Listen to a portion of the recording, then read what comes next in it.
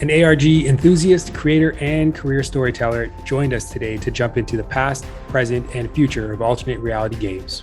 He is building an entertainment franchise that is forging a new path using traditional media, but also using crypto, Web3, IRL events, and rewards. He's super knowledgeable and passionate about this new form of technology that really fosters audience participation and interactivity like it's never been done before. It must be really exciting for you, this new form of entertainment.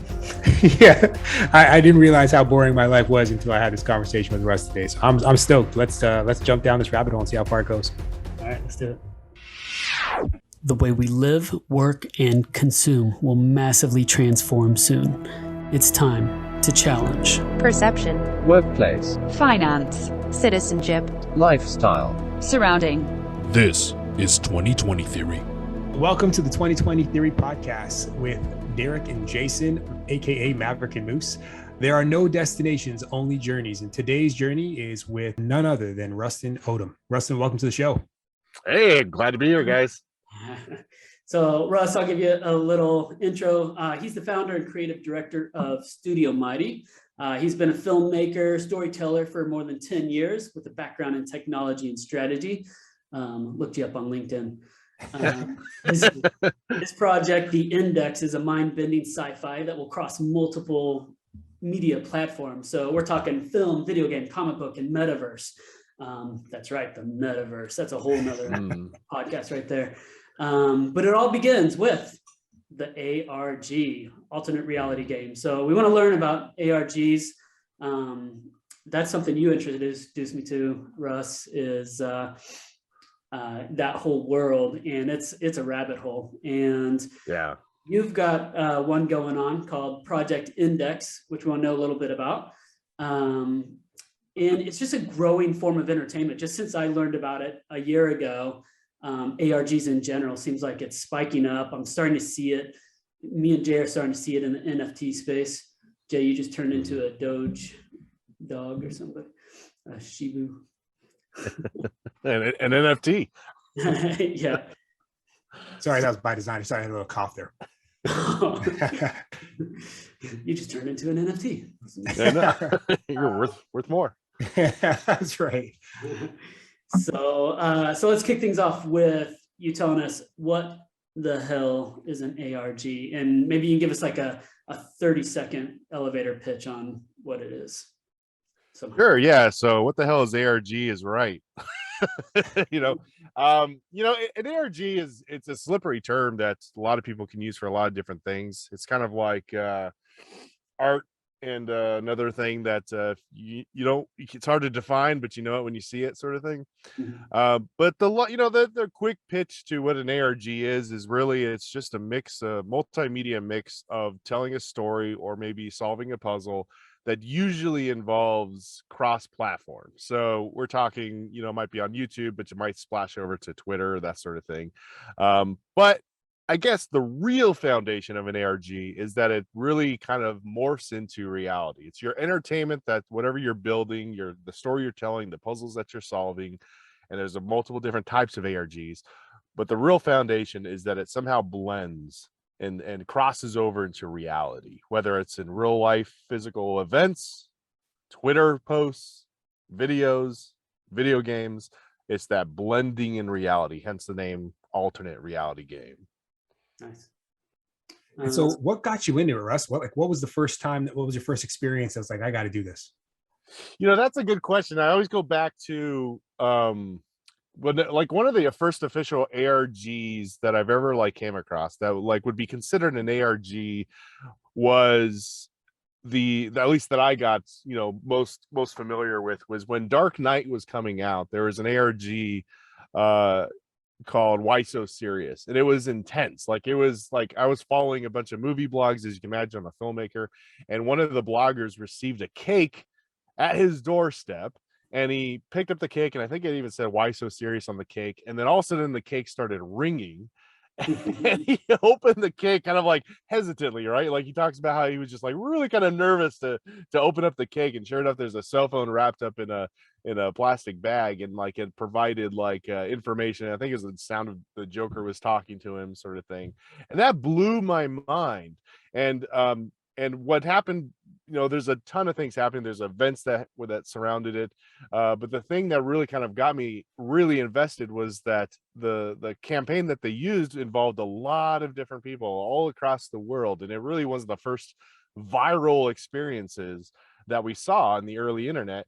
And even to the point where they would like make websites and fake phone calls or fake phone numbers and all that were in the story world, and that just blew my mind.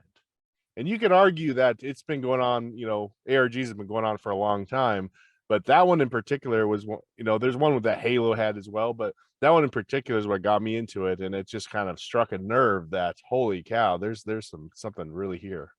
It's amazing. So we part of the process of us really understanding what an ARG is we want to understand kind of like what the past was, the present is, and what the future potential is going to be for ARG. So obviously for you, it was seeing that Batman video. But would you say that was the inception of ARGs? Or like when I first heard of an ARG, I thought like this is just a really sophisticated scavenger hunt. So where did it begin? What's the past? And if you can maybe just take us through maybe an element of each, like where did it begin? Where is it at right now? And how do you envision it seeing it in the future? Oh, sure. I mean, like anything that blends reality. So you could even argue that ARGs existed pre-internet, just anything like you can like go into like some psyops of the CIA and say that's technically an ARG because they're just creating a false narrative that or whatever. You could go that far. I would say for me, like if you were to go into more like the internet just starting, what was the first time it started blending? Man, you could even argue that there's this guy that showed up on like forum posts in like 2000, I think, early 1999, somewhere around there. Wow. His name was John Teeter. He was this guy that claimed to be a time traveler. And people to this day are still so invested in that storytelling and uncovering mysteries and following the rabbit hole that you can call that an ARG that just never was revealed as an ARG. So I think like what we would see as today as what an ARG is really since the internet began, and you could bring people together to follow a narrative that's completely blended with reality. Okay. So I guess it came around, I guess, once it feels like once the world became interconnected, the internet really just brought everybody together, this opportunity to storytell and then have people solve, riddles and come up with solutions, I guess. And like that whole thing of teamwork is pretty awesome in this whole ARG space. So that's pretty cool. The best part of it. Yeah. Yeah. Cool. And then where is it at today? I mean, obviously that Batman thing was big, but I never heard of it. And I think Derek was the first person that sent me a link to it, and I was blown away by it because obviously it was huge. But even till today, I mean, years later, I still hadn't heard of it. So where is it at today? Yeah, like I mentioned, like ARG is kind of a slippery term. I think most people, if they come across an ARG, they won't put the label ARG on it. A lot of times you'll see it used as a tool for marketing. If you're going to talk about the big guys, like I mentioned, Halo, Dark Knight. There's this new video game that's like got really popular called Amnesia. They had an ARG in which they promoted their video game, and most people see it as just a collective of marketing tools that kind of follows a narrative, almost like you're watching a commercial just kind of spread across everywhere, and they find it interesting, that sort of thing. The ARGs that are typically considered like just by themselves ARG are still largely unknown, at least to the mainstream, than the fact that like people specifically follow weird internet mysteries, sort of things, or they follow a YouTuber that uncovers like the crazy things in the dark corners of the internet. So those by themselves, I wouldn't say have hit necessarily mainstream, right? Or maybe they have, at least on the internet mainstream, because we're talking some of these guys, like there's a YouTuber named Nightmind, and he uncovers all these crazy weird internet mysteries, and he's got something in the neighborhood of 1 to 2 million followers. Wow. So it's hard to say what mainstream is now in a post-internet world, but for sure ARGs by themselves, not as a marketing term, would be, I would call it internet mainstream, but maybe not in the silos that most people follow. But it's really hard to say. It's like I said, such a slippery thing. Yeah, it's fair. And so So where is the future? Is the future to get it to that space, or is there value? Yeah. Is there also value in keeping it in silo? Like, does that almost become representative as a characteristic of an ARG, or can we get past that to where this does become mainstream and people can't wait for the next ARG? Right. Yeah. So I think about this a lot. Like, what's going to happen with ARGs? And I think there's always going to be a community, and there's more and more of the community is growing. But I think there's always going to be a community that are specifically ARG focused. We see that a lot. Like, there's subreddits that are specifically designed to be ARGs. There's full like indexes, not my index, but like full indexes of like what ARGs you can play today, that sort of thing. There are Discord servers that are dedicated to ARGs. So I think that community is growing. But if we're talking about the same audiences, say a full motion picture, or like say the next Marvel Cinematic Universe movie, then it'll still be used as a marketing term. And I think really what I don't see and what I hope to see in the future, and honestly what I hope my project is going to be able to bring into it, is that you're going to have your main piece of content or main product, like a video game or a movie or what have you, and it just expands that world, and it expands that story through for those that want to get more interactive with the story. Because you're going to have your passive audiences that just want to watch something. You know, I just want to kick back on my couch, eat some popcorn, watch this movie, and that's it. And then there's going to be people that are like, holy cow, I love the new Matrix movie, and I want to go and see what else is out there, and how can I follow this rabbit hole to really figure out, learn more about my favorite characters, learn more about the story world. And I think the real benefit to having an ARG attached to it is you can kind of allow your fans to become super fans. Yeah. And so I think that's, at least in my opinion, what like I'm trying to do, or what I think the future of ARG is to be able to allow people to convert to that, you know, super fan mentality, and obviously create that word of mouth and blow it up. Since we're on the topic, so what kind of methods are, you know, of putting an ARG out there? What's the purpose? So you've got the gamers, people who just want to play a game. They realize it's a game and they want to reach the end and solve the puzzles, and it's just a pastime entertainment. Then you've got the marketing purpose. So game marketing. What other purposes are there for ARGs? Maybe like in the future, nonprofits can do something. You see a lot in like the teaching space. A lot of times a university or something like that will use like kind of like an in-world teaching experience where they'll have like fake phone numbers and stuff like that. So you see it for that. I've seen it for charity. I've seen it for, you know, just really, again, I keep using the word, but like slippery term for ARGs, it could be used almost for anything, as long as you're trying to bring something to the audience, you know, Bring people together or something like that. Yeah, community is really the key word too. And sometimes the ARGs are, you can go solo adventure too, but a lot of times the best part of it is coming together. That's you know, maybe another purpose is just community building. Right, exactly. And I'd argue for the present also, something like Cicada 3301 was a massive ARG that morphed into QAnon.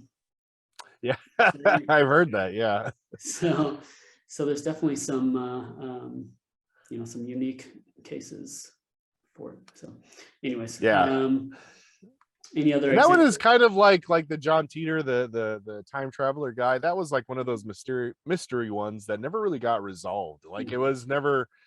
It was just had so much. It was kind of a simple thing. It was only 3 puzzles, I think, like when that first came out, but they're still talking about it today because of just the pure mystery behind it. And so that's kind of one of the things that's kind of cool about ARGs is fans themselves, or I guess you could say followers or players or however you want to label them, they often will go off and create their own content. Like they'll often create so much lore and theories and everything else. And that's part of, like, that's a huge part of ARGs, is just the fact that a lot of times the community will take over of what the thing is. And then, so there's this, and this is one of the reasons I think it is going to be very connected to the future of entertainment, if we're not already there together, is you're going to start to see this co-creation of mainstream content. Right. And just looking at, going on Discord channels whenever the new ARG pops up or whatever, as a person, as a filmmaker, as a writer myself, I'm looking at that and like, I want to feed their theories and make their theories come true in the next piece of content, Yeah. And one of the exciting things that I had a moment in, like, as a creator, is I run this part of my ARG is I run a YouTube channel where there's this guy, he's filming these crazy reality altering things, and you don't know what's going on. And a commenter was playing as a character right in the comments and said, hey, you should, maybe this is a weird dimensional shift and all this, like, kind of, just in stories what they were talking about. And I made the next video I made was his suggestion on what I should do. Right. And it blew his mind. I was able to follow him on a Discord, and he was just talking about, did I just help create a video? And they get so excited by that because they're a part of it. They're a co-creator of it. Right. So that's you see that a lot. Sorry, go ahead, dude. So that's another type of player, is kind of the RPG player, right? The role player, right? Game, who they're not just an observer. They're not just a player. They're part of the story, and they're staying in character. And you invited that in, and it helped build the story, that co-creation. So that's really cool. Yeah, and immediately, what do they want to do? They want to share with their friends. Hey, look at what I did, and then they start sharing, and they realize there's an interactivity component to it. And on top of that, I would say not only is there an RPG players, people that are passive players, people that are RPG players that want to interact, but there's also, we're living in a day and age where there are just creators abounding. Like there's people who are making, I mean, we can see it on YouTube, right? So many YouTubers who really up their game. Like you look at early YouTube, it's kind of like, you just shot on your phone or you shot on like a still camera, and it's just kind of like crappy. But now, like, you see so many people who are editing and using visual effects and like, all this. So there's so many creators nowadays. And why I bring that up is because one ARG, or you can argue it's an ARG, is called SCP. And all it is a list of like monsters and crazy anomalies in the world and that sort of thing. But we're talking literally tens of thousands of listings of these weird anomalies and creatures that they've found, and then people have gone on to create video games, people have gone on to create videos, people have gone on to create stories. And so it's like you look up SCP, and there is just it's almost like a completely community driven creation that is just multimedia galore. And so that's what we're seeing too, is everybody's a creator now. And I think that's something that the future of entertainment needs to tap into. Yeah, I think, and you start to see it now with, just social media, Twitter, Instagram, every fan's a critic, and everyone's got great ideas, and some are terrible, of course, but some great ideas. And, one of the things, I'm a huge, I'm a huge Dexter fan. When that series ended, it was such a great series, and it ended in such a terrible way that, fans never let it rest, and they have their own way, ideas and thoughts on how this should have ended or whatever. And they actually brought it back, and they just did a brand new season based off of some of these ideas that fans had shared. And they redid, you always say, like, you never get a second chance to make that first impression, but these guys redid it. And I was really impressed with the way that they redid this, and they gave fans what they want. But it was the first time where I was like, man, this almost becomes conversational now. You can, your favorite movie was, whatever it is, Lord of the Rings or Shawshank Redemption or whatever. Like, it's you don't just have to just watch the movie if you're a big fan, to your point. There's an incredible opportunity to make this as interactive, and it doesn't have to end when the movie ends or show or whatever it is. Right. Yeah. Do you remember when that Sonic movie came out? And everybody hated the design of how Sonic looks. They said it looks this weird, like it doesn't look like Sonic. It looks like some weird, I remember that, too real thing. And then honestly, the fans made a big stink about it, which they probably should have. I don't know. But they decided to go back to the drawing board, and they fixed the mistake. And then they actually got just an enormous amount of praise for it, just being able to listen to the fans. And And I think that's what we're seeing. We have to acknowledge the fact that we have real-time communication with our audiences. Yeah. We didn't have that before. You know, you would sit there and go to a movie in the 80s, 70s, I mean, ever since movies existed, really, and you would only hear from like the critics and what are, you know, and half the time, that's why we have a Rotten Tomato score of like critics and audiences, and they often don't match. Line up. Yeah, that's so true. Yeah. And so now I think, again, just to talk about what I think the future of entertainment is going, is that we're getting closer now. So like before, you released a movie and the next day you're seeing what people didn't like about it. But what happens when we even start overlapping, and during the production or even pre-production of the movie, video game, comic book, whatever, we're involving the audience. And with one of the craziest, or the biggest gambles I guess I'm taking, is like full transparency of that process, because I think there's value in not just involving the audience and what we're trying to do and try to get followers because we're showing behind the scenes stuff and all that, but developing a sense of camaraderie with the audience. You know, like we did this together, because not everybody's going to be watching it, right? Like not everybody's going to be watching the live streams on Twitch while you're editing the movie or whatever the case may be. You're going to have an audience, a passive audience. Sure. They come later, but like people that want to get involved, man, can you imagine like you put a comment in a live stream chat that said, hey, maybe your character name should be Axel or something, and you go, you know what? That's a great idea, let's do that. And then all of a sudden, boom, they had their suggestion showed up on a feature film or a video game. Could be that's amazing. Could be a democratic process where people just vote it, you know, or they like Reddit, they upvote it or like it, and whatever makes it to the top gets in the that's really cool. Can you imagine that? Can you imagine? That'd be the craziest, coolest thing. Oh my god, let's do it.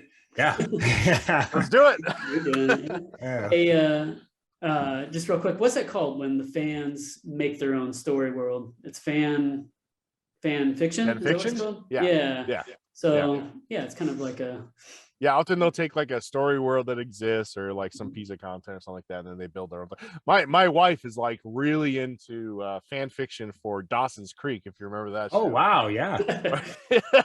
she's like obsessed with that, and that's the thing, is like I think everybody's a creator now, so like there's like literally she listens, there's like 4 or 5 podcasts that she listens that specifically talk about Dawson's Creek and how they would rewrite the show. Wow.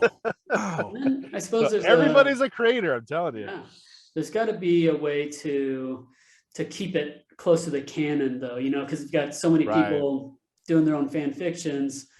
You've got to have an accreditation process of what sticks to the canon and what kind of branches off too far or something. And there's some examples of it happening. To go back to the SCP thing, if you take a look at that, if you want to submit a creature or some weird anomaly or whatever, it's kind of like a horror kind of thing.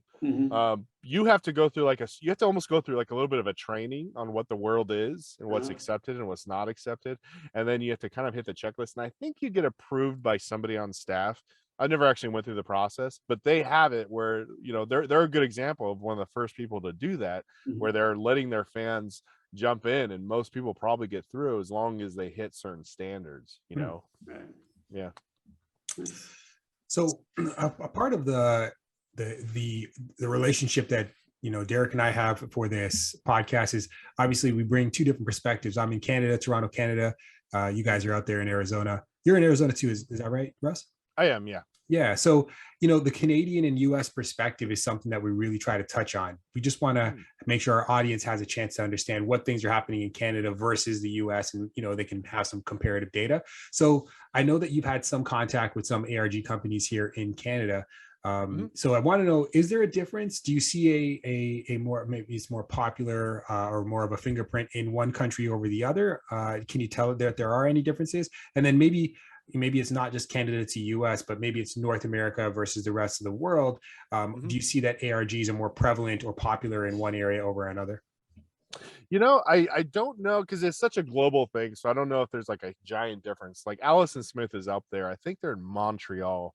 But they're like one of the prolific transmedia companies that are kind of creating the space. We're creating a lot of ARGs. In fact, they're one of the ones that have what ARG called Black Watchman. That's a video game / ARG where they're actually selling that ARG. Wow.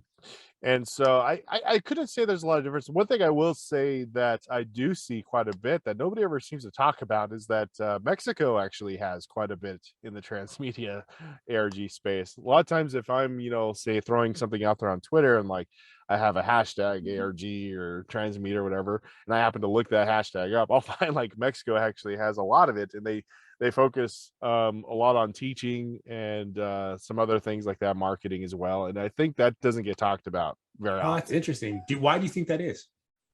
I don't know. I never really, well, probably the problem is because I don't know Spanish, but but like to research a lot of that, everything that I have popped up or ever looked into is like a lot of like teaching, but also for some of their marketing purposes, sort of thing. So I'm sure there's like standalone ARGs that are just gonna be for entertainment purposes or Right. or whatever the case may be. But yeah, I've noticed like Mexico, yeah, for some reason they're like kind of taken off there, and like not a lot of people are talking about it.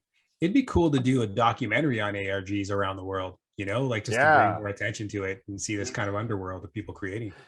Yeah, that would be cool. Actually, there's a lot of people don't know this, but there's actually a film with Jason Segel, the guy from How I Met Your Mother, a film like Yeah. about ARGs. So you're Nice. seeing that it's mainstream in the sense that there's an audience, or a big enough audience, I should say, that would warrant, the investment in a feature film about ARGs. Yeah. So What do you know what the name it's is? slowly growing.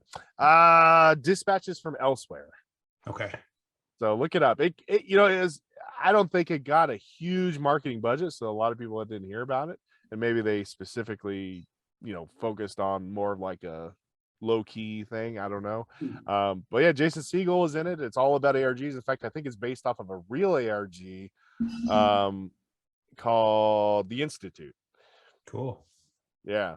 So it's So that's- interesting. Like you're seeing it's like slowly pulling into the what I guess would be the other than internet mainstream, Yeah. but it's getting there. There's a movie called Cicada 3301 where they tried to kind of copy that. Yeah, I haven't seen that one, but yeah. But it was okay. Yeah. So those are two that people can watch. And is there any place else where people can find out about ARGs that are interested in getting into them? Yeah, there's a good list. Again, going back to that YouTuber named Nightmind. He created this thing called the Index, which is not my index, but it's called, if you just like Google Nightmind Index, you'll be able to find like a list of just tons of ARGs Cool. that people have done. And honestly, I would say just go to his YouTube channel and watch like some of the best ones that he's covered. There's also like Nexpo is a YouTuber that follows that you can follow, or you can go to like subreddit called ARG that will give you like a list of them. It's kind of like one of those things, like I wish there was like an IMDb for ARG, Yeah. but it's still somewhat in the, I guess, newish space. But it would be fairly easy to find them if you literally just Google ARGs. You would eventually find a list of them and how to get into them. And there's even like some, which I wish I could maybe in the show notes I could give it to you later because I can't think of it, but there's like how to solve ARGs, how to get involved in it, that sort of thing. There's some of those resources from one of a few ARG creators that kind of put that together to help new players get involved. I mean, we actually have some questions around that as well. So, that'll be huge. We can put that in the show notes. Sure. Yeah. You want to jump right into let's get into these questions because I really want to hear more about Index. The first question we had was, obviously, now that we understand what an ARG is, our understanding is getting better. How do you build a community around an ARG? How do you, because obviously you need participants and you obviously have some experience with that. So how do you build your community? Well, that's the $1 million question, honestly. You're gonna go to like the subreddit, it's like, how do I get players? And like it's posted at least once a week. It's really tricky. I think there's a couple of hooks that people can get connected to it. Obviously, you want to go to the community or find where the community is that's focused specifically on ARGs. So a lot of times you can go to the main two, or like Discord and Reddit. And there's a couple ways you can do it. You can go into there like as a character, like, hey, I just found this crazy website. What's going on? I found this crazy code on the back end. Someone help me solve it. And if people get intrigued enough, if they find enough mystery in it or a good story or whatever, they'll take over. Like I found out later from my own ARG that there was like an entire group on Discord that they created, and I didn't even know about until I happened to come across it. And these guys are coming together to build it. So you got to get it out there somehow, and you better have a good like hook. So like I mentioned, a good story, maybe like it's a really great mysterious graphic that you use or a video. I think some of the best ARGs out there, and really almost every ARG, is having a good mystery. Like what is going on, because you need to get them to the next step. It's almost like good writing for a movie. Like you want them to be able to, or a book, you want them to be able to turn the page or get through the next 10 minutes before they switch to another Netflix movie. Yeah. And so I think that's it. Like you have to be able to willing to share it somewhere that where the community is. You got to find the community, and then you really got to have something that makes them go to the next step, because that's often how ARGs work. Is you have to do step 1, you solve this puzzle. Step 2, you have to solve this puzzle. Step 3, you have to like reach out and figure out how to get to the next part. Right.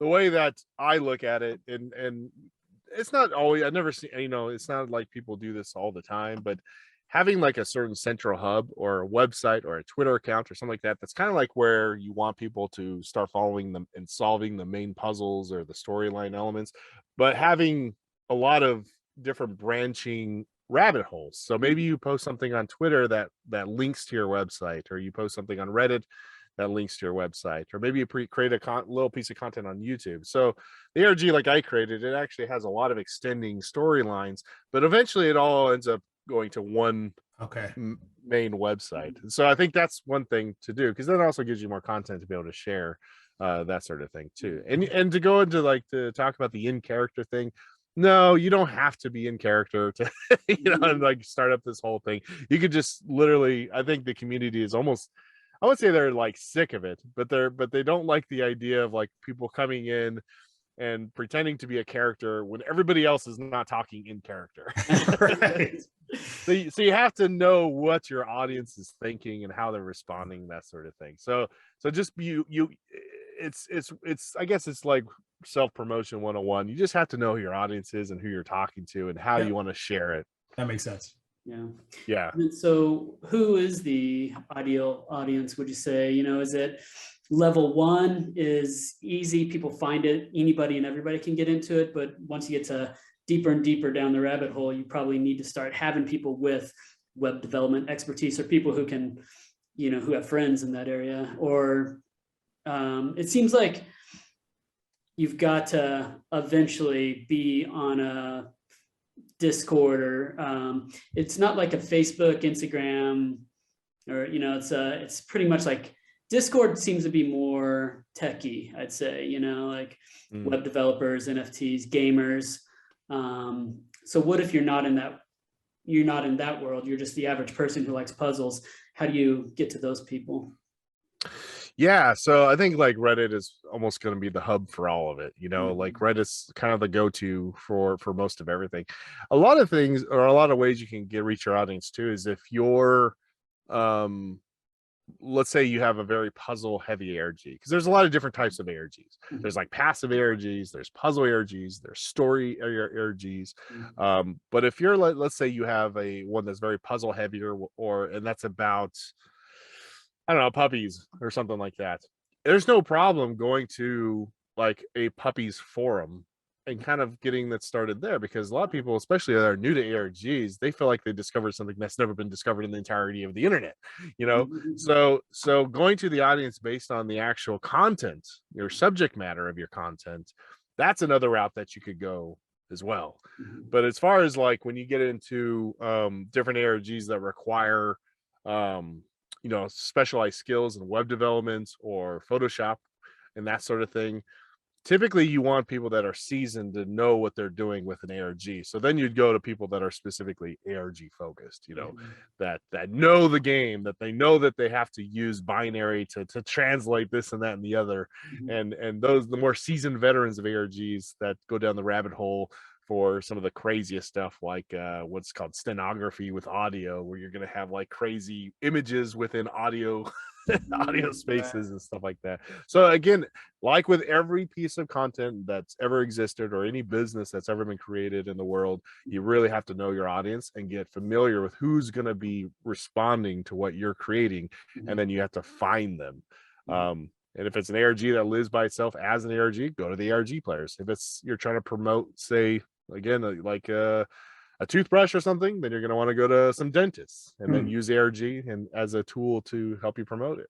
Yeah, and there's different pathways to get into it. Can you tell a little bit about the 9 Inch Nails ARG? You know that one? Yeah, I didn't follow that one like very specifically, but I know that one was like they knew their audience was going to be at venues, like music venues or something, right? 9 Inch Nails music. And I think if I remember correctly, they dropped a bunch of USB drives like in bathrooms at music venues and different places like that.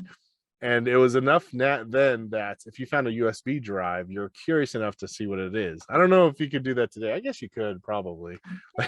People would be less wary back then to plug in a USB drive in their computer, maybe. But it led them on a course to, figure out what's going on and eventually, push it out. My guess, though, is especially back then, is they had some kind of behind the scenes marketing budget to help create that community, because you need to be able to push and help along your audiences to be able to do something like that. Or they had literally thousands of USBs that they put out. I'd be curious to see like a case study of how they did that. But it'd be hard. I would imagine it'd be for like an indie guy or like somebody that's just creating ARGs. It'd be hard to like just throw out a couple of USBs and expect it to fly. I heard that they they had concert T-shirts with some letters that were misplaced on the concert T-shirts. Oh, okay. And somebody put in the URL or put it all into a URL, and it went to like the secret CIA website and about aliens, and it's like no one knew if it was real or not. And then I'm not sure if USBs happened before or after that point, but I think it might have been a different one because the one USB one was like years ago, I think. Well, and then the thing with the 9 Inch Nails is it actually sat on a concert T-shirt for like 5 years or three to 5 years until somebody actually figured it out and typed it in and went down this whole rabbit hole and ended up getting. That's cool. I think once you got to the end, you get like a free CD or something from 9 Inch Nails, But anyway, it's just a different idea. And sorry, I'm not going to talk too much, but as far as structure of the ARGs, Jay and I, and you hopped in a little bit there, Russ, got into the Sin City ARG, where you can win and in the beginning, there's 20,000 players trying to win 200 NFTs worth, like 10 grand each. So the odds were in our favor. Now there's like 100,000 people playing it, but I think one thing they messed up on is they had rabbit holes that didn't end. They didn't have enough parameters in place.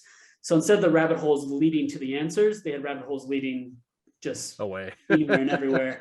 So I think as far as structure goes, like building one is important to have the rabbit holes leading to the right, spot. But that's right. Yeah. The last thing you want to do is get your community frustrated, or at least I should say a bad frustration. There is an exciting, oh man, we can't figure this out. But if you're like going on and everybody, it's an event-based ARG, which that one was. Some ARGs are just perpetual and they're just out there. But if you have one that's like leading to an event, you want to make sure that you have it in a way that's challenging, but not too challenging. Right. And that's going to have a very clear focus, like an arrow, as opposed to like just check out this cool rabbit hole that leads to absolutely nowhere. Right. Yeah, that's kind of where we all got stuck. And then it's hard for a project, I feel, to recover after that. this is an incredible gap now between, their last ARG and I guess their next one, because they're trying to figure out how not to lose any more of their audience members. But it's interesting because the value of that NFT has tripled since the first drop, so maybe there's a little bit of strategy here as well. Yeah, maybe. And I noticed, like, just when I was in those Discord channels, that a lot of people, it was the first experience that they had with an ARG. And so and that's something you have to take into consideration. If you're, which, when we're talking about Metaverse and we're talking about, NFTs and crypto gaming and that sort of stuff, you would suspect that they would have some familiarity with it. But I was surprised, honestly, that a lot of them, at least in some of the audio channels I was listening to, that they were just like, does anybody have played an ARG? Does anybody know how these things work? Yeah. And I would chime in, like, look at the images, look at the videos, look at, like, there's going to be a lot of hidden messages. But they for all intents and purposes, they kind of got to that point, and they worked as a community, and they kind of developed their own strategies in which a normal and typical ARG community would do. And so I suppose, like, when you're going to create a structure of an ARG, especially one that's going to be more tech familiar with people and all that sort of stuff, is you just want to make sure that even if, like, the barrier of entry, the first part of it is going to be a little bit hard, so you can kind of create a filter of how many people can get through the first pass. After that, you really need to have some kind of structure, or I wouldn't even say a linear path, but something that would help them to recognize what the mode of how people are playing. Because there's a difference between, I found this cool little image that only shows up in the video once and goes away, versus all of a sudden now you're, like, doing some crypto stuff that that requires, like, someone that works from NASA, right? So it's you want to kind of, and one of the things that I always get disappointed, just to piggyback on that, the one thing that I always get disappointed for a lot of ARGs is there's no narrative necessarily that's connected to it. Now, you don't have to. You can do full puzzle ARGs, and that's fine. But it's so much more rewarding for the audiences when they kind of have some narrative that they're following. Like, for the mafia thing, how can we learn a little bit more about a specific character in that universe, or how can we understand a little bit more about what the game's going to give us? Even if you blatantly give those rewards and say, congratulations, you're on step 3, you're not there yet, but here's a little, like, I don't know, poster thing that shows something cool about the game, or like a teaser trailer that they didn't release yet. Yeah, you're exactly right. That whole component was missing. And then if I really go back and try and think about what the actual solution was at the end, or what the answer was at the end of each ARG, I can't tell you, like, how it was connected back to I was the same way. I got pieces, but I was like, how did they jump from here to here? I have no idea. That's a good point. Man, it's going to be a huge market for consulting. I think you're going to do very well if that was something that you could do. Yeah. When you put an ARG together yourself, are you thinking of it as more of a competitive venture, or do you feel it as more of a team play? And do you want people to work more individually, or do you want them to work together? And this is the first part of the question, and then this, we already touched on. So I think I know your answer. But the second part is I was talking to Derek about this yesterday. It starts off very much, you can't solve this all by yourself. So you want to find a team where you're all kind of sharing and getting the clues together.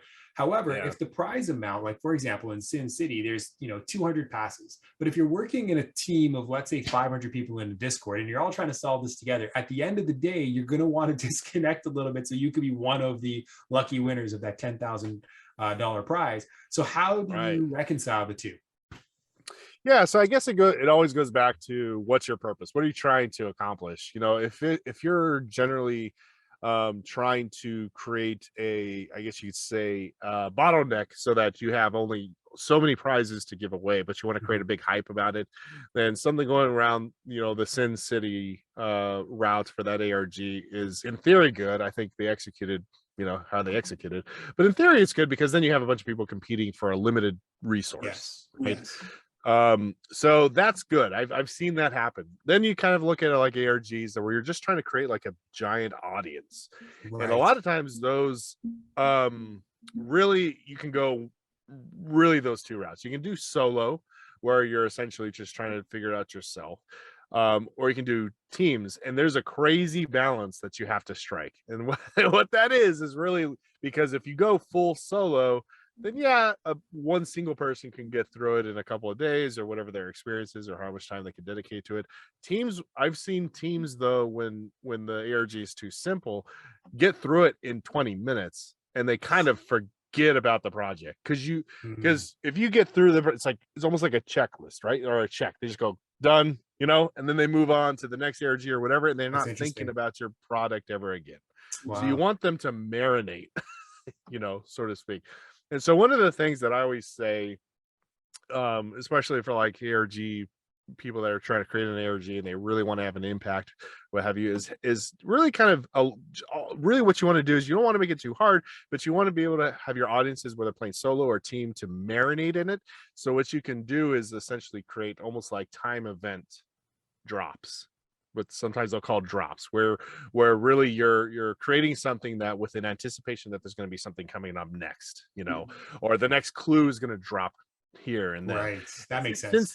Sin City kind of did that, right? Like they had our ARG just dropped, but we're gonna have another one next week, Right.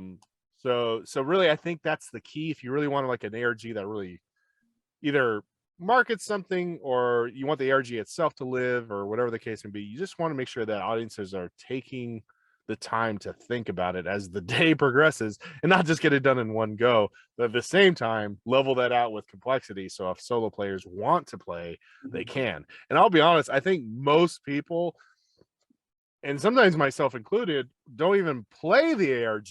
They just like to hear about other people playing it, or they like to watch a video summary of it, or whatever, so they're not often solving it themselves. They just want to look at the old Discord chat logs or whatever and go, oh, that's cool, they did this, okay, oh, that's a website, let me type that in. Yeah, it's a cool website, what else did they do? Yeah, that reflection process is pretty awesome. Like I've watched that Batman ARG, the Dark Knight ARG, a couple of times, like the video back, and it's really, it's like watching a movie, like to see how these people solve all these clues. Yeah, you're right. Yeah, and I think that's a big component, especially if you're doing a marketing campaign for like with a good budget, is having some kind of either have a partner up with a YouTuber, kind of like a some kind of what they call it, influencing marketing campaign, or just do a little documentary yourself on what happened during the ARG, because 9 out of 10 times I'll tell you the audiences would rather watch a video on how it was done.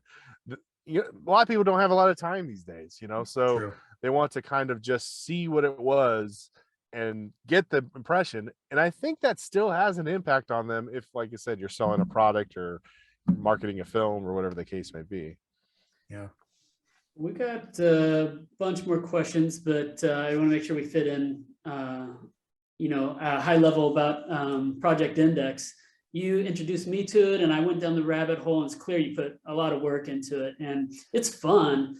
And the story is super cool. And I think people don't even have a clue of how deep the rabbit hole goes. Like you show me more of the back end, and this could really turn into a big franchise. Like I love the story, it's cool. Cool idea. So go for it. Thank you. All about it.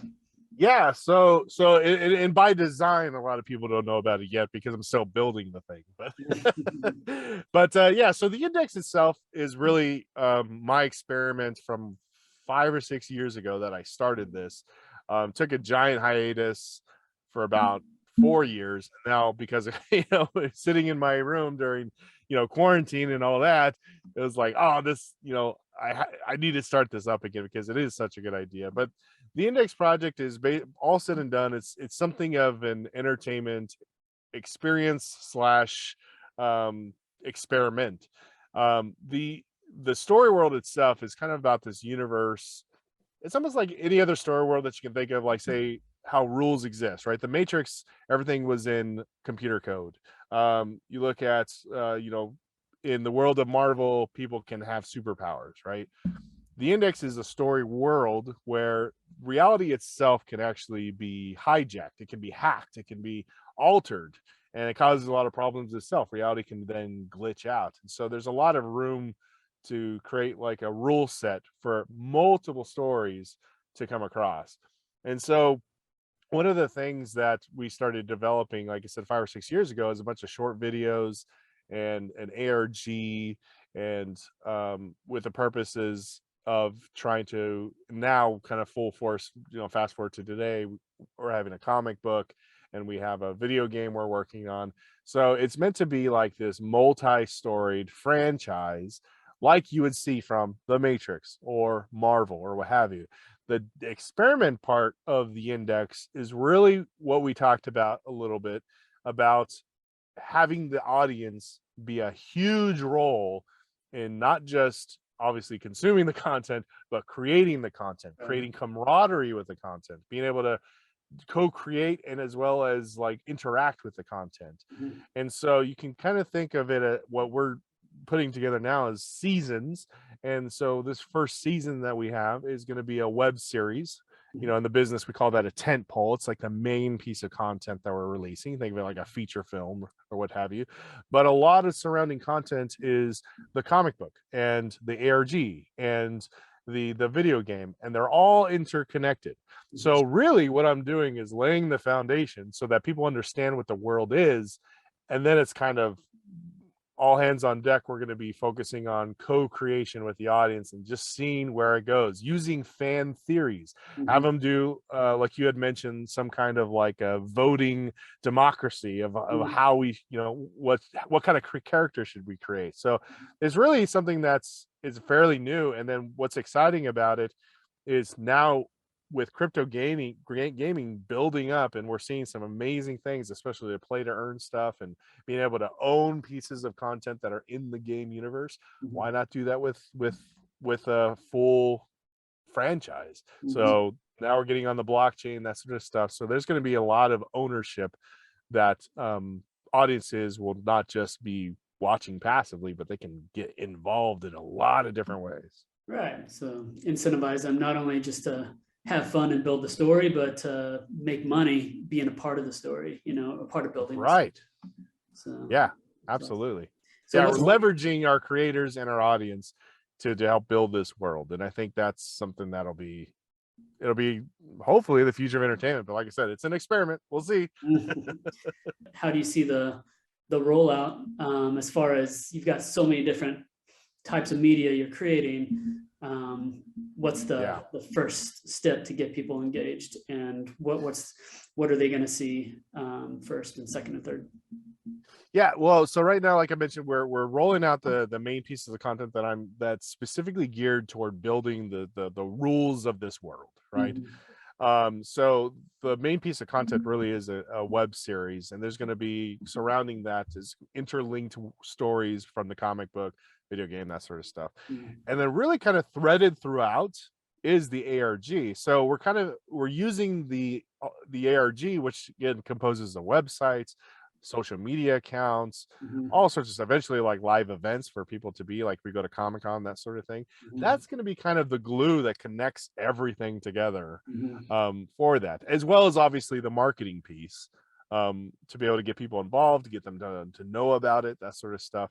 And so like the structure of this thing, and we loosely label it season 1, is kind of just spearheading what the index world is, so people can get an idea and like conceptualize it. And then after that is going to be really like co-creation work, always having kind of like the premium content that we're building, but in a lot of ways it's interactive with the audience, and then we'll give them the tools to be able to start creating their own stories and their own whatever content they're fluid in. Maybe they're writers, maybe they're game developers, and try to create like a launching pad for them to go off and expand on the lore and the of the universe, or the index universe. Yeah. And so I can totally see how if these guys in Project Index figured out how to hack reality and cause glitches, there can be so many superpowers that kind of come from that, and different characters that develop off of that.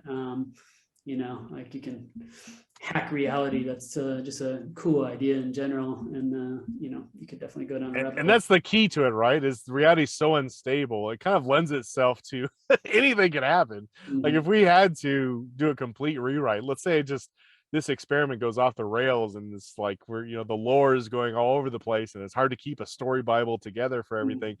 There's a big glitch and we had to restart the universe. And the thing is, it lends itself to like you gotta restart anything. Like anything could literally happen in this world. Yeah. But what's cool is there is weird shit that happens in the real world that can't be explained very easily unless there's Right. like, in Project Index. Like, so there's things that people can show real things and be like, how did this happen? You know, and you never know for sure. Was this you know, is this what do they call it? When somebody puts a video out there that's totally fake. Oh yeah. Yeah. Is Well, this that's the running. fake or That's is this the running. you know, real stuff or what? That's the running joke on our film sets. Whenever we're filming, is that we'll have like an issue with continuity. Like it's not this bad, but like let's say one character's wearing a blue shirt, all of a sudden the next scene they're wearing a red shirt. You see it all the time in movies, right? Oh, Where right. like there's some weird like discontinuation, or like somebody's cup on the table is like half full and all of a sudden it's like almost empty. Right. You know, you see that all the time. But the running joke on our film sets is that, oh, that's just the index. there's a glitch in reality. So Right. we have like the perfect excuse to just do anything. Make any mistakes. So Russ, are you building it out completely on like what's your team? Who's your team? Me. Wow. Yeah. So like I mentioned, really it's I mean, I have people helping, don't get me wrong. Like it's not just me on a film set. Right. So I'm hiring teams of people to help me. I'm writing, directing, producing, but obviously I'm hiring people to help me to build this sort of file. I'm not an illustrator, so I hired people, you know, freelancers to help create the comic, that sort of thing. And I'm looking for developers for the video game right now, that sort of thing. But as far as like leading the path, it's really been me. And the only way I could really do that is because I have something of like OCD of like just wanting to learn things. So like I have a history of, or I guess a background in web development, film, graphic design, that sort of stuff. So I've always loved learning new skills. And so that's the only way I was able to like build an ARG by myself, these videos, that sort of stuff. You've pretty much written the entire storyline on your own. Yeah, a good friend of mine in the very beginning kind of helped me flesh out ideas, and you know, I always kind of consider them as like part of the index. But really, like, I mean, for the last 5-6 years, yeah, it's been it's been going solo, waiting for the right time to build a team. You know, how do you fund it? Right now it's all me. Yeah. So it's like a lot of stuff on the side. I'm actually pretty good at like making sure that the budget is low. And that comes from like an indie filmmaking background, especially, is to really be careful with budget. Have you thought about setting up like a GoFundMe for it? Or do you feel like that it would force you to release too much information or information you didn't want to share? Oh, of course. Yeah. I think, you know, so I'm in this weird flux where I'm building an audience, but I'm trying to make sure that I'm not spending a lot of time in building that audience as opposed to like setting up the foundation for the thing. Yeah. So it's getting to that point. And so as far as like a GoFundMe or like any kind of Kickstarter sort of thing, oh, of course, I've thought about it hundreds of times. Yeah. But you know, a lot of times what they'll say from the research I've done, especially, is that you really have to create like an audience that's set and ready to go. And I guess I would venture to say I'm probably there now. I just haven't pulled the trigger yet to get there. So that's one of the strategies, is definitely like for season 1, like you mentioning, is the number one goal is to build an audience, because once you have an audience set in place, then you can go to the races on season 2, do Kickstarter, do sales of merchandise, and do all sorts of crazy stuff. So it's really always been about like spend as little money as possible and build an audience that's set and ready. And then once you release, then it's like, because I can do a lot of this pretty cheaply, but you know, once you get that season 1 going, do a little bit of market spend, and then it's all about building an audience first. Yeah, I feel like that's with everything really at this point in time, right? Like you want to have an active audience before you start throwing too much at it. Yeah. Then you can take them along for everything, you know, as long as you have an audience, you just always keep going back and working with them. Yeah. It's hard not to lose the audience, right? You got to keep them engaged. Yeah, and then keep them. That's true. Right. That's when I need the big budget, right? Keep rolling out content. Yeah.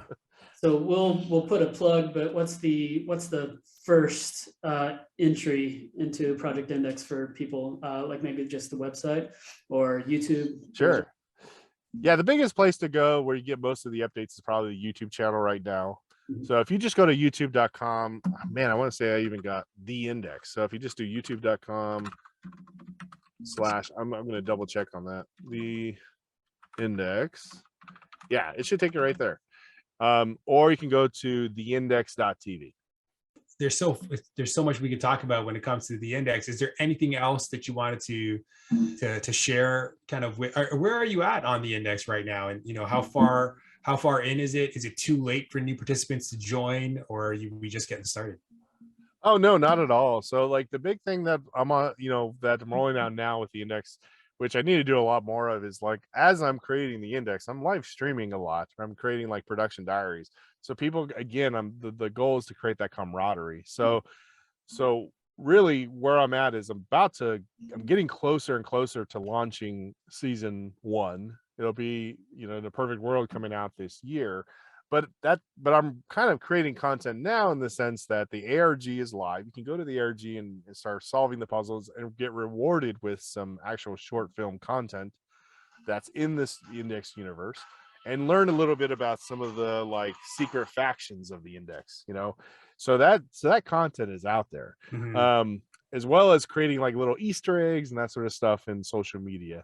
But the real kind of meat right now that's building an audience is really fans and people interested in how ARGs work, or interested in this franchise, or just like this crazy experiment, are following me with my production diaries, where I'm talking about what I'm working on, and how, like, live streaming as I'm actually working, and even getting suggestions. And one of the things I'm like rewarding people on is like offering them moon coins, which is a fictional currency, if they give me like a really cool idea. So it's kind of, right now I'm creating, I have to create the foundation and the legwork, and put in the legwork to help people and audiences understand that this is like a franchise like Star Wars, but you're a part of it. Mm. And so that concept by itself is just something that I'm trying to marinate with the audiences I have, and as I'm building new audiences as they're coming in, and trying to understand that this is kind of a new-ish form of entertainment that they're a Right. part of. And that's doing anything new takes time. So you said moon coins. I'm a crypto guy. Help me to understand what moon coins is. Is connected to crypto at all? Sure. So originally it was like a fictional currency. So it was going to be like in-game, in-world, that sort of thing, not like an actual crypto. Yeah. And it occurred to me, I mean, a while ago, but I was just, why not make a real crypto Yeah. of moon coins? And so like, that's kind of like one of the steps we're going into is trying to figure out, like, in the whole blockchain sense, and really the whole blockchain, NFTs and cryptocurrency, like, really, I really want that to support the story, but also be an investment for the audiences as well. So that's something that's looking into, is trying to get like Mooncoin to be a crypto, not just an in-world in story, but a real actual cryptocurrency that'll That's be really supported in the world. Yeah, no, I was for going to sure. say, and you can move towards that. Like, you can create your own value behind the coin as well. So it doesn't necessarily have to be a cryptocurrency out of the gate, but maybe there's like a token value, and so within the community, people can trade it. You can get your holders to trade it back and forth for, they can even reward each other with it. And there's so many ways now that you can create a value to a token without necessarily being linked to actual fiat. If it starts there, for one, there's no tax law complications at all, because that seems to Right. be into every project these days, when as soon as people associating it with a fiat amount. But two is that it gives like this incredible credibility to the project itself. And one project that I'm a part of, I'm not sure if you've heard of us, On-Chain Monkeys. And it was the first NFT project that was completely created on the blockchain. It was, and it's very simple. If you looked at the NFT, it looks like somebody that's done it on paintbrush. But it's created this incredible following, and they've attached this NFT to good deeds. So working within the community to reward people who are positively impacting their social space and the environment. And then they created, so this is how it started, and the mint was entirely for free. So you just could go to the website, click mint, and now you got your free NFT. You just have to pay for gas. And then now this NFT, because it was attached to this social good, and and that's appealing to us, I feel, at a primal level. So people started attaching a value to this NFT, and so now I think if you went and go buy this free NFT, I think it's probably about $2,500 to get a floor price NFT. Yeah, And then within the Discord, they created a token, the banana token. And so they give you, if you go in every day to the Discord and you type in Rise, you get a banana. And then if you take that banana and you distribute it for people, helping each other out within the Discord, or I'm having an issue, I've just been rug pulled on another NFT project, they'll be like, they'll see a member helping out that member. And then that member, all of a sudden, everybody in the community starts giving up bananas to this guy, to this person. That's great. And then the creators of On-Chain Monkey said, well, if you've collected X number of bananas, we'll send us create a ticket, and we're actually going to be sending you an On-Chain Monkey t-shirt. And so that's so cool. Really cool, and then that's the marketing now out there when it costs you nothing, it's either costs you the cost of a t-shirt, but then you got these people that are collecting bananas and want to be a part of the community. I love that. Yeah. So I think, I've thought a lot about rewards and incentives and things like that, especially if we're talking about the moon coins in the index universe. And one of the things I really love, and I'm all about, and if that maybe the theme of the day is how to create fans into super fans, really, I would love to reward with, either cryptocurrency or just an in-game currency like moon coins, what have you, is to reward people who are participating in the index world. That if there's if you've gone through and you've completed the ARG, you've watched the films, you got the comic book, that sort of thing, you get a certain amount of either NFTs, cryptocurrency, or something like that, that'll essentially keep promoting the next piece of content to you for free. I say promoting, but I mean like actually getting the content. So if you are always a super fan and you eat up every single piece of content that comes out, then you're always going to be on a free ride for the whole thing. So imagine like, say, the MCU, like you're watched all the movies, you're a big fan of the comic books and all that sort of thing, then you're like set forever to always be able to keep getting that piece of content. Yes. And where it makes like business sense, I guess you could say, is the fact that not everybody's going to do that, but it's going to create like a sense of like word of mouth. It's going to create like people are going to be wanting to share it more and more. And within one of the things to kind of go back to like NFTs is well, and investing in this new form of entertainment, I'm hoping it'll be, is that people can actually maybe own a piece of what you're actually creating, including characters. And one of the questions I always ask people is, what if you owned like 1,000% of Darth Vader? Like what if every time he showed up on a t-shirt, every time he showed up on a mug, what if every time he showed up in a movie, you own 1,000% of that particular character's stance in there? And so it's one of the crazy things about NFTs and blockchain and all that is really that sense of ownership and being a part of that world, and not just consuming it, not just going to the movies and watching it, but you're like invested. Yes. You're like actually there, and like the play to earn with crypto gaming, man, that's going to be coming to films and everything else, every other piece of content. Yeah, it feels like ARGs are just kind of like a natural progression for all of this, like this blend between, online and reality. I absolutely love it. Mm-hmm. Yeah, absolutely. Well, I say we talk more offline and dive deeper into the logistics of it. Yeah. And Jason's connections. He's so involved in these projects. Like, people come to him and ask questions. He's whitelist for a lot of projects. Like, he has access to things that other people don't have access to. So he's definitely the right person to, I think. I'm happy to help, happy to connect you with. And we have a couple of our own projects going as well, NFT projects. I'm working with a augmented reality company, and we're going to be launching a big NFT project. And, Derek and myself and a couple of other guys are going to be launching our own NFT project. So we got to, we're in the right space in the right time. So that's cool. Yeah, that's exciting. AR, man, AR is going to be huge. I think it's going to be bigger than VR as far as Metaverse goes. Yeah. But how would you say the evolution of entertainment in general is going to affect the average person? Is everybody just going to be staring at a computer all day long, every day? So what's kind of the evolution of entertainment, would you say, for the average person?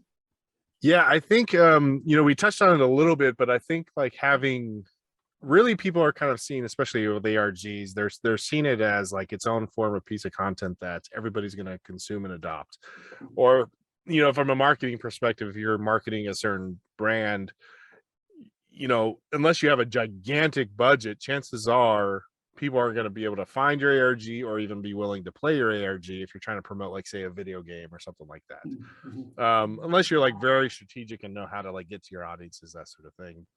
But one of the things I think we're going to see, especially in the future of entertainment, or at least what I'm hoping to maybe lead the charge in, is just the sense that you have to create content for multiple types of audiences, and you have to create content that is good and just as good as regular mainstream content for passive people that don't have the time or the energy to dive into, you know, these crazy, like, you know, ARGs and jumping from websites to another and cryptocurrencies and NFTs, all that sort of stuff.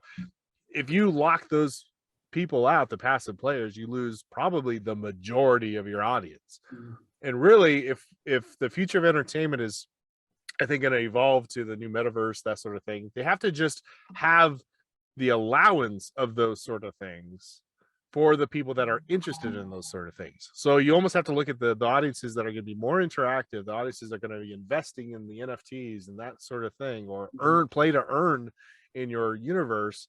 Like I mentioned, going from fans to converting them to super fans, is you have to like just expand the story and the interest of what's already working.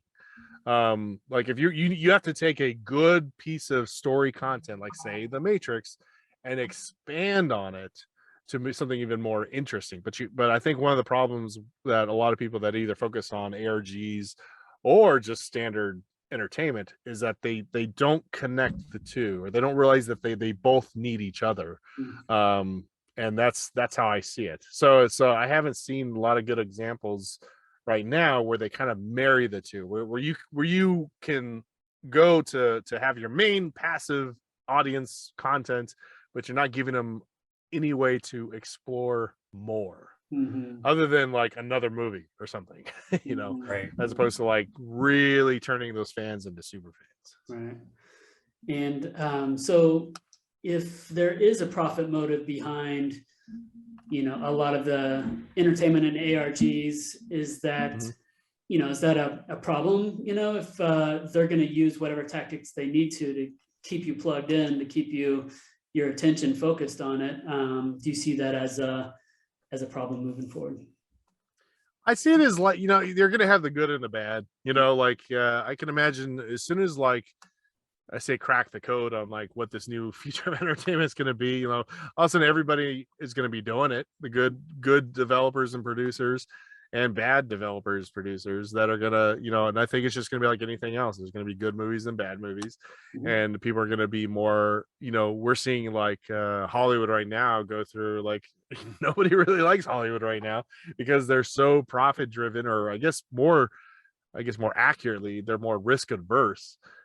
So you have like the people that, if it's not like a Marvel Cinematic Universe movie, tends to be something from a book or something from a video game that's redone and nobody likes it. right. You know, the original content isn't really there. So in my view, you know, and I can't say I'm 100% accurate, but like keeping my finger on the pulse of Hollywood, is they're slowly dispersing to the indie crowd. It's so much easier to make movies now, you know, for anybody. The equipment's cheaper, the access to talent is there, and so you're seeing more and more filmmakers be able to grab the tools to be able to create their own unique story worlds. And with the advent of the blockchain and ARGs and everything else kind of growing, you're going to see probably this renaissance of original content that's just going to be blowing people's minds. And Hollywood will always be there, but it's going to be you know, again, more risk adverse. They might be like, you know, something you'd go to the theater for, play to older audiences maybe, but it would be essentially, you're going to see some pretty interesting things especially the blockchain starts to get involved, where the average person cannot just interact and co-create with your content, but they can actually invest in it. That's going to be a game changer. I think you know, in general, I believe we're slowly ripping off a Band-Aid, and we're going to get to like a really abundant you know, Renaissance type of world. And I think if there's less work and less stress and things like that, people are going to be hungry for more and more entertainment. So on a global kind of humanity, society side of things, two questions. One is, what's, worst case scenario, maybe like safety worries about ARGs growing, and then what's best case scenario? What do you say? Safety is in like, people like losing track of reality, that sort of thing. That people maybe being too invested, but yeah, I mean, there may be cases of people losing track of reality. Right. I don't know if you've heard. I don't know of any, but it could be you. I mean, you could definitely. I can't think of an example, but I could see where some bad players could use some kind of that reality mixing. You know what I mean? Trying to think. There was early internet. Okay, so like early, it's funny because when the internet was really new, you would see, and before people really got the concept of trolls, right? Like that people could troll on the internet. I remember even as like a teenager, I convinced somebody on the internet one time that I was Eddie Vedder from Pearl Jam. And like to this day, I wonder if they still think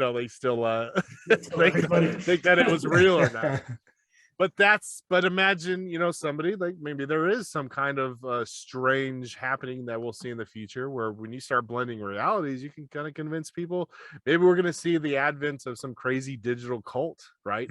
That's gonna, I mean, we kind of already are seeing some impact on social media right now of whatever side of the political aisle you stand on, we're seeing a lot of division. So I think there is potential for that, but just like any other tool in the world, I think there's good and bad that can come from it for sure.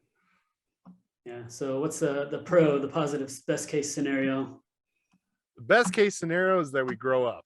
I just had a conversation with my brother actually last night about, where the internet is right now. And I think we're still just trying to understand this whole thing. I think we don't think of it as new anymore because we're so used to it. But I think, what the internet's done is really kind of connected people to almost like a global mindset, like we're kind of like, we're still figuring out this thing. And so I think really once we kind of get more familiar with the internet, and now that the blockchain is coming out and we're kind of seeing like this metaverse start happening, and people are getting more and more invested in living their lives online, for good or bad.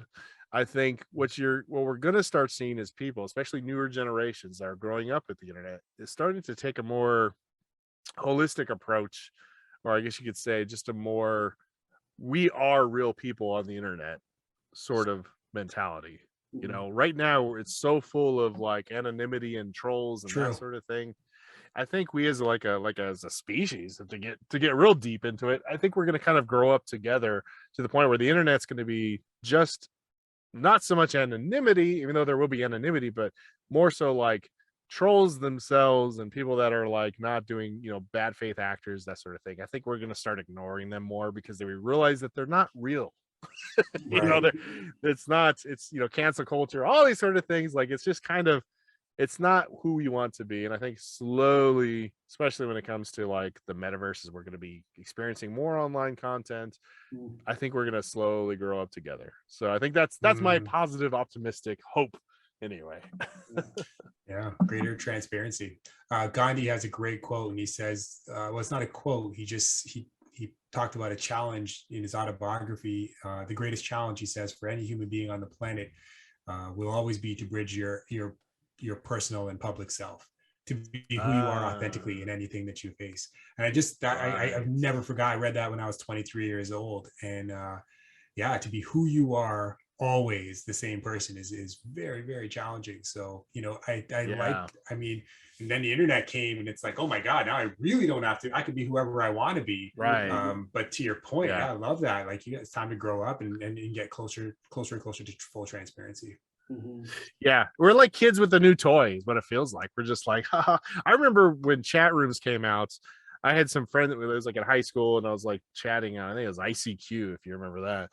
And I was like, Oh, my yeah. friend was typing in chat, and I was the immature one and being like, haha, this is, I was pretending like I was my friend. And I was like, oh, you guys are stupid and all that sort of stuff. And I was being totally immature. And then it wasn't like they were like, oh, dude, that was the stupidest thing you could have done, even though they should have said that. But it was just more like I got the sense of like, oh, that's not really cool. It's kind of stupid or whatever. Yeah. And I think we're at that stage. Like, there's so many people that are like, like, I'm anonymous and I can just be stupid or whatever. Yeah. But then most people are kind of like, this is really dumb, guy. Yeah. And so we're slowly maturing into the, okay, I guess I'm not going to be a 9-year-old. I'm going to be Right. like, Well, it's who kind of I actually am in my private life. Well, that's it. And what's interesting, I guess, about the blockchain is like, and you've seen this already with Twitter, where it kind of cements. You got to be really careful about what you put out there Right. because it's out there forever. Mm. And obviously you can be Yeah. held accountable, and not, and now this gets into that other conversation of like, this cancel culture and can people change? Right. And people make mistakes. But I do think that it forces people to be more thoughtful about their actions and the comments and all the things that they're doing. And I think something like an ARG, like, yeah, it does kind of that because you're blending both worlds, it's exactly what I feel like needs to happen. There needs to be this blend or this bridge between the two worlds. You don't have to, so you can't just pretend and live in this alternate reality, and because you can really cause a lot of havoc and chaos. And I think Yeah. on the note of Gandhi's quote is, I think that's important for people to be real and be vulnerable and, and own, their behaviors and thoughts and everything. But I think also there needs to be something that helps people identify what is their opinion and what is fact, because people Yes. can themselves and put their opinion out there, but Amen. just not very many people make it clear this is an opinion, or their facts, are from something that hasn't been, double checked. So Yeah. I agree. I mean, that's something we should be like teaching in schools, right? Like just Yeah. the basic concepts of what argument, how to argue and knowing the difference between the opinion fact concept. Yeah. So true. So in terms of your own, obviously the index, how do you want people to see it? Like, what if I was going to go ahead and explain it? I could explain what it is, but what is it that you're trying to achieve through the delivery of index? I think the index really, at the end of the day, we call it an experiment now, but that's not what the end goal is, right? But the end goal is, I think it's just a world to play in. And I think however you want to connect to it, like I said, as a passive, interactive, or even investor in the index, or as a creator of the stories, I think it's just a world. This is how I put it a lot of times. Imagine somebody gave you Star Wars to play with. You have the entire universe, and you could add to it. You can just watch it. You could just, your level of interactivity with Star Wars is yours to have. So that's kind of from the ground up. That's what the index is. I'm creating a world, but it's going to be a world that everybody can play in and invest as much time and energy as they want in it. And it's from the ground up. So there is no set, you have to do it this way, or there's absolutely a Boba Fett that has to survive, or whatever. It's going to be completely almost like audience owned franchise. That's so cool. I know that Derek and I definitely want to play in this world, so we're in. Awesome. You're invited. So we got some fun questions for you to wrap up the pod, if you're open to it. Absolutely. Cool. All right, D. So I'll hit one, you hit one, and we'll just go through it. So what's the most unproductive, mindless activity that you don't actually mind spending time on during your day? Unproductive. I could say the cool thing and say meditation is mindless. Wow. Yeah, that's a good answer. Do you meditate every day? I try to, yeah. Often Wow. I'll try to kind of clear my thoughts in the morning or in the evening, depending on the day. I'll reflect on my day, and then I try to reach like a state of just not thinking, which is probably impossible for me, but I try to. How long can you go for before you have a thought invade? It's hard to tell because you're okay. So like one time, I think I achieved some kind of thoughtless, whatever you want to call it. I wouldn't say nirvana, but it was like some thoughtless something. And honestly, I couldn't tell how much time had elapsed because Wow, nice, thoughtless. That's great. And I was like, I kind of got in trouble because it was like I was in the shower Like, I don't know how much water with obviously like it wasn't very long. I think when I actually looked at the time it was like 10 minutes or something, but like not even that long. I think it was less than that. But I either or maybe I fell asleep. I don't know. I try to That's meditate cool. sometimes. I mean, it's been around for 1,000 years for a reason, right? It's Oh yeah. good for you. I think the biggest thing, and I learned this from there's a guy named Sam Harris who's Oh, I love really Sam Harris. Yeah. yeah. And one of the biggest benefits, aside from every other benefit that people will tell you, one of the biggest benefits is just being able to recognize your brain chatter from your actual thoughts.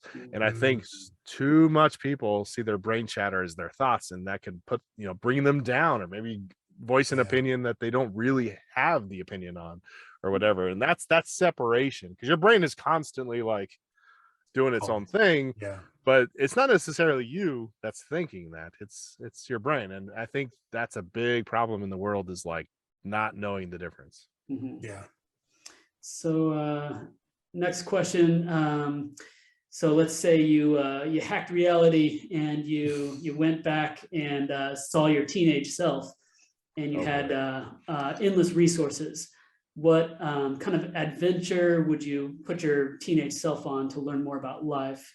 Or what would you tell him or have him do? I'll tell my teenage self to stop playing so much Ultima Online. Yeah, that's a great question. I think, especially like when you're a teenager, you don't know what you're doing, and you're trying to just like figure out your own identity, that sort of thing. But honestly, like I think as a teenager, and I used to make films even actually since I was probably like 15, 16, but I definitely dedicated way too much time to online games, like RPG games. Hey. And so I put myself on a path of like, I may spend a little bit more time studying some things like filmmaking or whatever you want to, because by then I knew I wanted to pursue filmmaking, but I certainly wasted a lot of time. But I mean that's what teenagers do. So you would go back and just less RPG. Spend I would say like maybe not so much 10 hours a day, maybe 9 hours a day, and then 1 hour working on what you really want to do. Yeah. It's funny because I actually have a teenager myself. He's 14, and I give him that same advice: is like, put down the phone at least an hour a day. or 30 minutes, just something to spell. And he's good. He's way more active than I was. He's in football and all that sort of stuff. But that's like, just spend a little bit of time every day to focus on something that's going to build a skill set or do something. Yeah, love that. All right, and if you could give our audience one action that would take 2 minutes or less, but could improve their life, I think maybe you just said it, but could improve their life journey, what would it be? Besides meditation, actually, honestly, my first one would be meditation. I think that's a really big one to have. And kind of connected to that, I think it's really important for people, and I'm a hypocrite in the fact that I don't do it as often as I should, but to just write down how your day went. I think people, one of the things that we have a hard time doing is just kind of obviously memory and having some kind of self-perception of our, who we are and what we've done and that sort of thing. So if you just spend like 2 minutes every day journaling, or just write down, or at least even just thinking about how your day went, I've noticed a huge change in how I perceive even myself and like where I am in the world, just by reflecting on, how did my day go? Did I accomplish the things I wanted? Was I the person I wanted to be? Just self-reflection is something that I think is incredibly important, however form it takes. Journaling, just thinking about it, meditating. Because then I don't think we spend enough time thinking about who we are to ourselves and to the world. I agree. Great. Yeah, Nice. Great. Well, last question is, anything else we left out about the index? What's next for the index? Building it. That makes sense. Yeah. The big thing is, I'm still in like production mode, so I'm still filming the rest of it, and the comic book is pretty much well done, and I guess really honestly is kind of fleshing out the video game that's going to be coming. So building the foundation and making sure that it's set. But you can follow me along the journey as I'm doing it through Production Diaries on YouTube and live streaming, that sort of stuff. Nice. Where can everybody follow you? Where can we find your work? Where can we follow you? and the journey. Yeah, the big thing is just on YouTube. You can find me at youtube.com/the index, or just go to the website, which is kind of a cryptic, maybe beginning of the ARG, theindex.tv. Cool.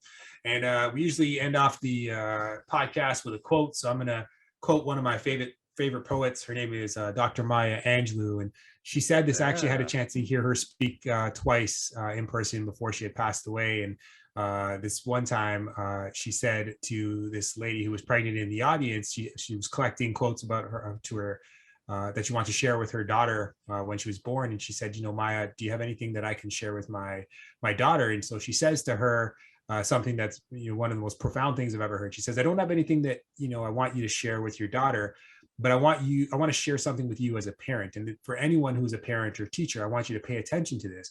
She says, he or she, the person who is inside of you, could be the one. He or she could be the one who rids this world of racism, or writes the next symphony, or creates the next amazing ARG. We have no idea who this child could be, but raise him or her like they are already that person, and imagine what they'll be able to achieve. And I just thought to myself, if that was, Ooh, I got chills. I literally got chills. Right now. Yeah. And I think, as a parent, I know you have a young child.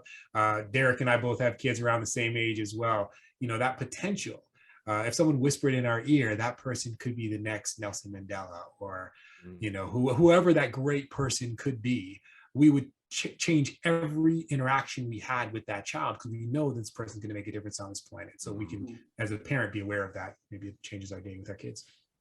Oh, I love that. Thanks for sharing that, Jason. That's awesome. My pleasure, Rustin. Thank you so much for joining us on the podcast today, man. I learned so much, and I can't wait for part 2. Awesome. Thanks for having me, guys. I really had fun.